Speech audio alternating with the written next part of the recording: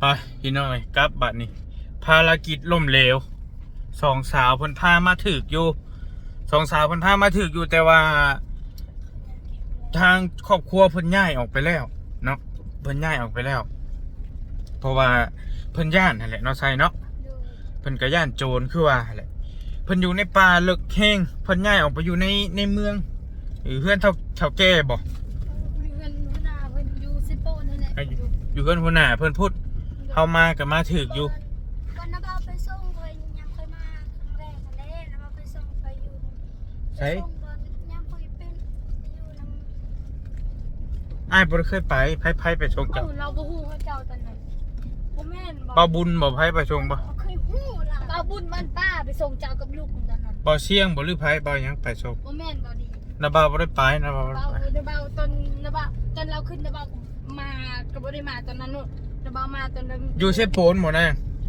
อันนี้นะเพิ่นมารับจ้างเฝ้าไม้วิกบ่ล่ะมาลิใบมาลีไว้ไม่วิกโดยมารับจ้างอะไรบ่ง่ายๆก็ได้เมื่อบัดนี้พี่น้องกะมาไกลอยู่พอสมควรเนาะพี่น้องเนาะเดินทางประมาณสิเป็น30 นาทีประจังมันหลงทางขึ้นภูลงภูมาแล้วบ่พ่อจ่อยเจ้าพี่น้องเพิ่นออกไปแล้วนางไส้กับพามาถึกจบดีอยู่พี่น้องเนาะจะงงบาดนี่2-3สหายกำลังตามกันออกเมื่อแล้วพี่น้องเนาะกำลังไล่กันออกเมื่อที่เจ้า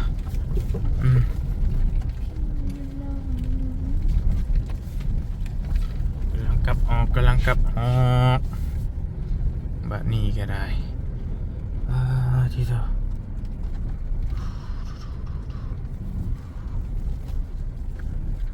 ไปอยู่ใส่ทางนี่กับ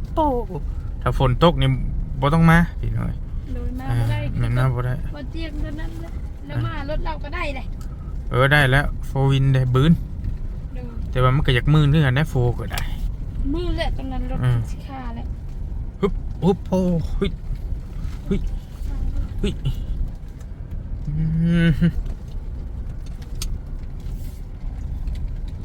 ฮ้ยชะ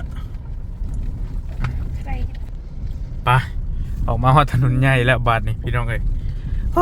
บืนไปจะว่าดีถ้าว่าฝนบ่ตกพี่น้องเนาะจนค่ำโคตรโทโอเคมาใส่โอ้รถ18ล้อ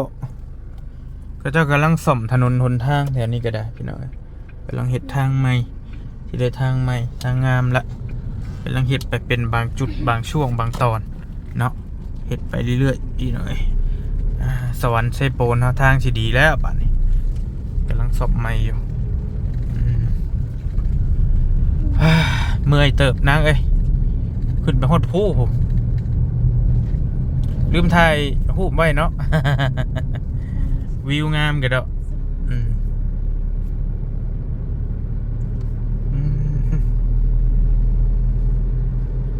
ใช่3สหายมันฮอดแล้วบ่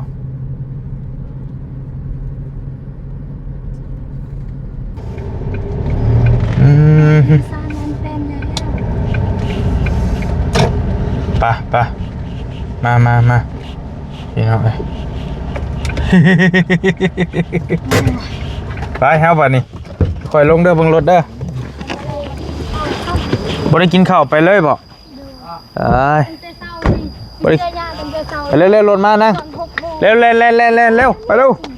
เล่นโหดโพไป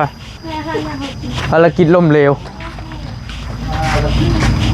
ง่ายออกมาเลยผมเคยออกมาแบบเคยไปนึกว่าเรื่องว่าโบพี่เฉยบอกคุณยายได้เหรอได้เลยแล้วพันย่านกับบตี้พันแล้วพ่อเช่ากับพ่อทูบอกเนาะพอพี่เผยคนเดียวเช่าในเรายังถ่ายอยู่หันเรากับบจักนะผมหมายเมย์ยังบ่นำแต่ละคนยังอยู่ยังบ่แล้วมันหกเป็นแต่ย่านยังบ่นำแต่ละคนเพิ่นอยู่ไกลลีเพิ่นก็ย่านคือว่านะก็จำเป็นต้องย้ายออกมาหั่นนะกลับจ้ะกับบติก็เจ้าจะกินข้าวเลย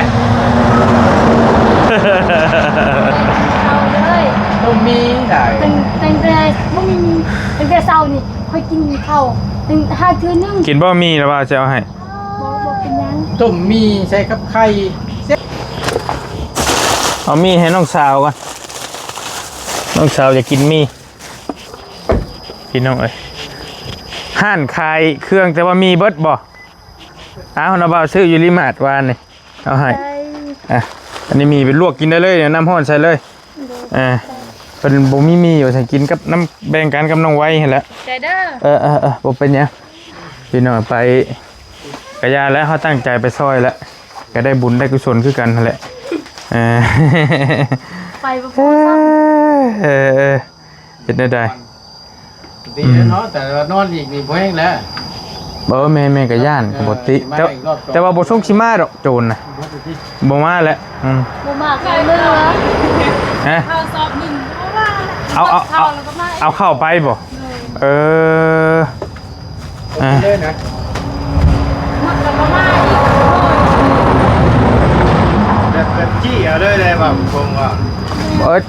ก็ยังใครเพิ่นบ่ทำลายคนน่ะ หัวเข้าแถวนี้ถลอกหมดคงว่า หัวเข้าโจรน่ะบ่ บ่แล้วหัวเข้าแล้วนะ แลนและตบเราและตบมีโจรและก็อยู่เดียว ก็บ่ติแหละเนาะพี่น้องเอ้ยว่าถึงคนงานที่ไปเด็ดกิ่งอันน่ะไม่วิกอยู่ในป่าได้พี่น้องไปนอนอยู่พุ่นเลยมีโจรไปปล้นเอาข้าวเอาเงินเอาโทรศัพท์เอาไปทุกอย่างนะพอง่ายๆก็ได้แล้ววันนี้เลยเฮาก็ว่าสิตามไปซอยแม่นไปแล้วพัดเพิ่นออกมาแล้วเพิ่นออกมาเบิดแล้วพี่น้องก็บ่มีข่าวหยัง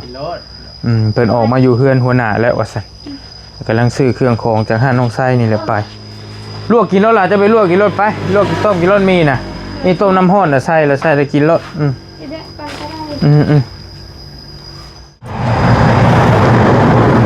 ไปก่อนว่าโอเคเจอกันจะหน่อยโอเคเดี๋ยวตามไปบ่ได้กินข้าวเข่ากันแล้วนี่ก็ได้ไปนั่งอยู่มาเรื่อยแล้วไป ไปตามไปเพราะว่า เดินพลังไป ตื่นสายเนี่ยบริกับเมื่อยนอนบ่รับคืนนี่จะโทรหายังงอนอยู่เลยนะกินกาแฟหลายแล้วมันนอนบ่รับบัดเพิ่นบ่กินก็เอาเรื่องอย่างนี้เนาะแม่นบ่กินก็ปวดหัวนี่เคยกินเลย มื้อนี้นะตื่นสายแห้งอีหลีพี่น้องตื่นมาแล้วก็พอดีทางทีมงานส่งหาว่ามีเกิดเรื่องว่าซั่นก็เลยพากันนี่แหละตามไปเบิ่งเนาะก็น้องใจนี่เข้าไปบอกอยู่เพื่อนน่ะเข้าไปเบิ่งแหน่ประตูทีมงานเข้าไปแหน่ประตู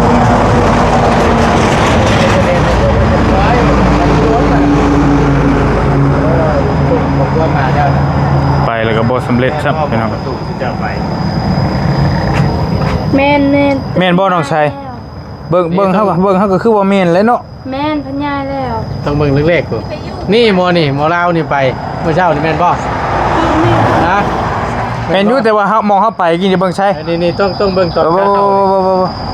นี่แหละใกล้ๆนี่มองนั่นแหละถึกแล้วมองเอ้าไปฮอดบ่เตียงแล้วบัดนี้ไปสินี้ปันหายไปแล้ว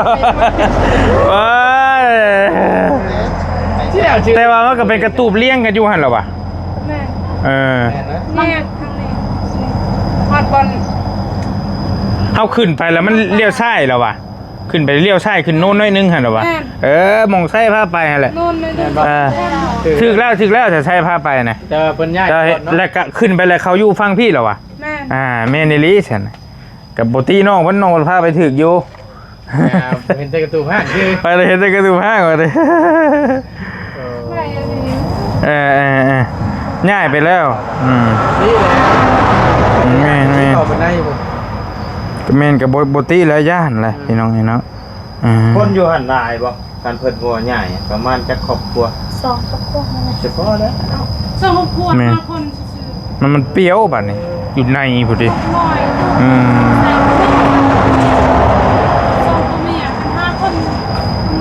แต่ค่อยก็คิดว่าคนมันก็คือสิเป็นคนในพื้นที่ฮู้จักกันแหละที่ไปปล้นน่ะ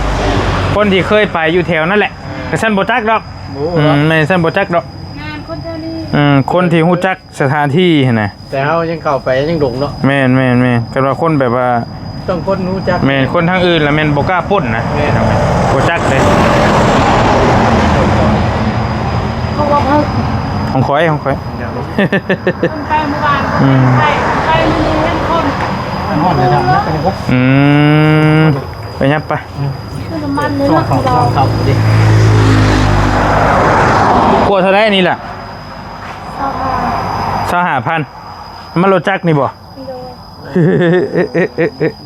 อ๋อขึ้น4 เดือนเนาะคือเป็น อืม เนาะ นี่ คือ เออ น้ำมันเวียด ให้ลวกแล้วมีน่ะ ใช้กินแล้วบ่เพื่อหิว ยังบ่ทันต้ม ยังบ่ทันต้มอยู่ น้องดังไฟ ไปต้มไปจักหน่อยนะบ้าก็ออกปากละ ดังไฟน้องไฟดังแล้วคอยตุ่มแล้วไปคังโมปะเอาไว้แล้ว บ่ได้มีหมอต้มน้ำร้อนบ่ใช่ บ่ไม่อยู่หมอตัวนึง บ่ได้ทากันแดดบ่มื้อนี้ล่ะ บ่ โอ้มื้อนี้เห็นบ่ข่อยถ่ายคลิปน่ะเพิ่นทาน่ะ เห็นเนี่ย โอ้งามเลยจนลงวะเออ ใช้กันแดดบ่ ผมยังไม่ได้ทาแล้ว À. เพราะว่าหากกลับแต่สวดนะ ส่วนที่ไปก็ไม่กินนี่บ่ บ่ส่วนเฮาไปเสียยามันตด เออ พี่ก้อนทาแล้ว ไม่ได้ท่าเลย ที่บ่ได้เฮ็ดเวียกก่อนจึงทา จะเอาสปอนเซอร์มาให้นะบ้าพันนี่ เดี๋ยว 2 ขวดพูดละขวดแต่จังหน่อยจังออกไปคำอะไรด้วยเนี่ยเอามาไปเลยบ่ชุมเจ้าหรือว่าจะได้ เออกินแล้วบ่จะเข่า สิไปนั่งกินข้าวอยู่พุ่นแล้วอ่านเรื่อยแล้วพุ่นแล้ว โอเค น้ำเผากินมีน้ำเผาบ่ ไปนี่คนเลี้ยงเด้อเอาให้เอาคนละแก้วคนละโอ้ย ขอบใจได้ น้อมลายนี่น้ำมันบ่นี่ น้ำมันเติมแล้วเมื่อกี้นี่ จัดตรวจหอดปุ๊บ ตัวไรตั้งนี่เรามาค่อยไปแม่ละเท่าเพื่อนอ่ะเสร็จเอาละมามีกุ๊กบกสองต้นเนอะเป็นกุ๊กบกสองต้นปุ๊บไปเด้อ ก่อนก็ไปเด้อก่อน สัดขึ้นกุ๊กบกเพราะว่าพ่อแม่เรามาจับลงไปอีกเหรอ เคยว่าบ่แม่นเคยว่าไปทางซื้อเลยบ่ต้องแวะไป ซื้ ใส่ ออยู่ข่อยถามคนในหันเด้เราว่าไปมันสิเดียวเห็นกุ๊กบกเลี้ยงกันสองต้น สองต้น มันสิอยู่ลงกุ๊กบก ค่อยหันเหรอ ค่อยนั่นแหละแล้วว่า ใส่เลยเหมือนกัน ไปมันคือบูมี่เนาะเฮ้ยเนาะเป็นจังไดเนาะ เพิ่นบ่ฮู้คือกันผู้ที่ว่าทา เพราะขออนุญาตเลยว่าตอนพ่อน้องใช้กับไปพ่อเนี่ยถ่ายคลิปแล้วหลังจากถ่ายคลิปแล้วยันเรา เราสิพากันออกมา จะพากันออกมายันโตหาหัวหน้าเนาะมาเป้า มาแล้ว เป็นย่านเด้ ไปแล้ว บ่ตี้ได้อยู่ป่าเนาะ เห็นโอ้ บ่ทันหลายคนประมาณ10คนก็บ่ย่านปานใด เพราะอย่าง มีแต่5คน อย่างนึงกับมาหาปุ๊กก็ต๊อบอยู่แถว ใกล้นี่เนาะ ที่เลยเนาะตอนเช้าก็ไป ขี่รถไปเฮ็ดเวียกใคร เพ อยู่ ราะว่ามันเพิ่นกับบ่ติแต่สมมุติเราไปกลับกันเนาะมัน ไกลเติบอยู่ ไกลอยู่ก็สิว่าเพิ่นเด้ ก็เลยไปอยู่พุ่นเลย นอนอยู่พุ่น จะจับเอาชื่อยอม เบิดแรกกำไรน่ะอยู่หันแรกกำไรน่ะกำไรเมเจ้าหันมีเด็กน้อยเนี่ยประมาณนี้แหละ ชิมใหม่เลยนะติ ไปแม่นไปเรื่อย มีได้มาจังทำใจ ไปค่ำแล้วนี่ โอเค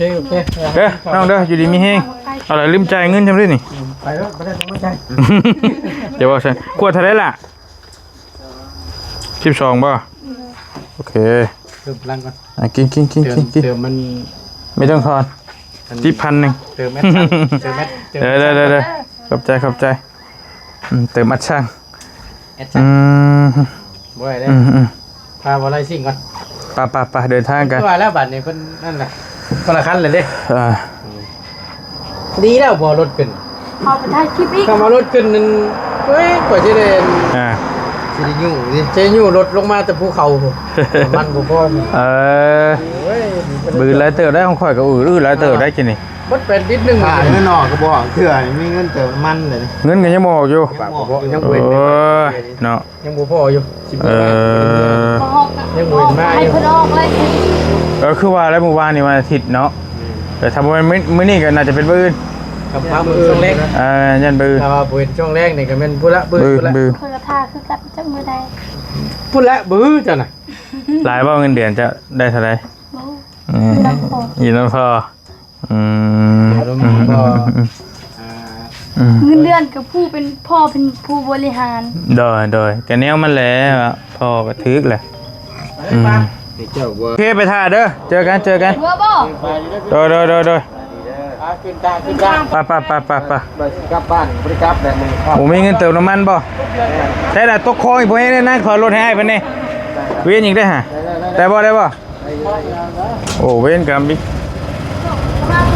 เบิ่งรถเด้อโอ้ยหลายครับ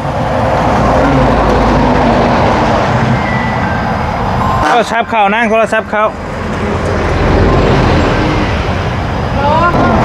แซงกันอีกเยอะ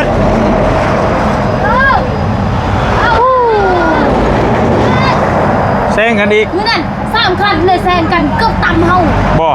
ระวังเลยขี่รถไป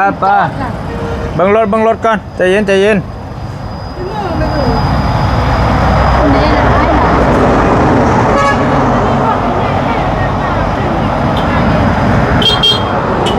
บ่จันไปอืม เฮาไปถ่ายคลิปเพิ่นคนแหละ ไปกันบ่ ดื้อๆก็งัวเงินนกเล่า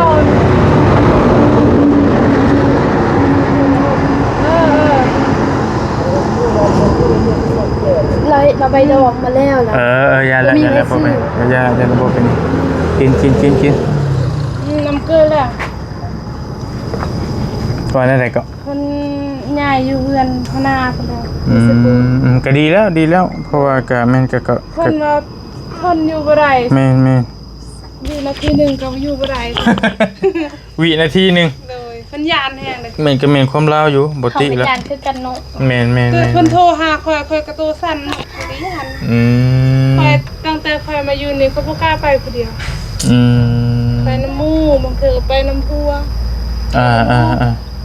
กล้าไปน้ำผู้เดียว อันตรายหลายอย่างอยู่พี่น้อง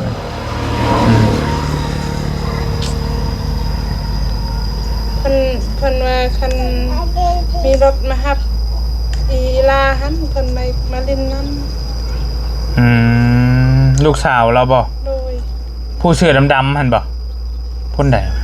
ลูกสาวเพิ่นได้เพิ่นให้ ผู้ให้ปิด ซ้ำคอยนี่แหละ ซ้ำน้องใส่ ยังน้อยอยู่ โดย อ่า แต่อายุเพิ่นใหญ่กว่าปีนึงเพิ่นได้14ไปเอา13วิทย์ปีนี้ก็14แล้ว บ่เป็นสาวแล้วเนาะ บ่ อยู่เซโปนตอนนี้ติ โดย อยู่เซโปนพุ่นได้พี่น้องอยู่เพื่อนหัวหน้า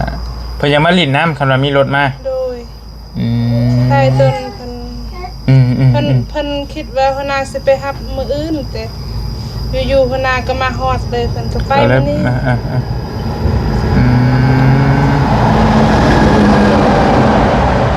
คันว่าเพิ่นขึ้นมากอะ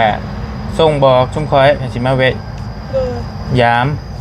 ก็ได้สิมาหาน้องเพิ่นคันว่าเพิ่นมามื้อนี้บ่หรือว่ามามื้อใดหั่นนะ โดย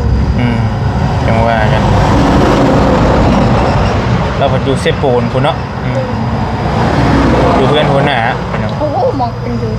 บอกก็เคยไปเจ้าไปเมื่อกี้นี่บ่ได้เห็นบ่รถออกอ่ะ เฮาเห็นบ่ใช่บ่ได้เห็นเนาะแต่มันหลายเส้น บ่เพิ่นไปเส้นนั่น มันหลายเส้น สี ทาง ขาว ฮะแม่นแล้ว เส้นตัวนั้นเพิ่นไปนะเฮาน่ะเส้นนี้ อันนั้นกันบ่ ยันสวนทางกันบ่ แยกทางกันบ่เพิ่นเว้าเห็นอยู่ เห็นรถชุมเฮาอยู่ แม่นรถจักรกับรถใหญ่ แม่นแล้วซะเป็นไง เพิ่นชวนทางไปทางบ้านเฮานี่เฮาไปทางคุณ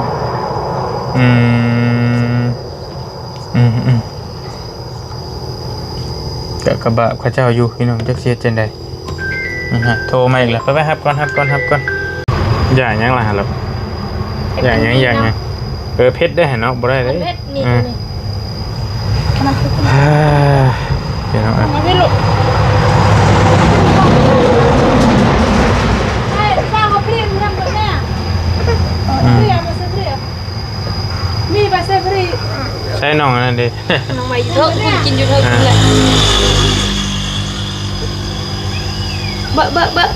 กินเบอะแฮมกินเบอะเบอะเผ็ดนะ เพชรนั่นน้องหล่ะเพิ่นจะกินมีต้องลวกไหมฮะลวกไหมให้น้องลวกบ่ต้องใช้เครื่องปรุงมันได้น้องไว้ก็มากินเลยเลือกแล้วบ่ต้องใช้ลวกบ่ต้องใช้เครื่องปรุงเพชรคือกันเพชรคือกัน อันนี้ไม่ค่อยเผ็ดนะ เพชรคือกันต้องลวกไหมให้ลูกไป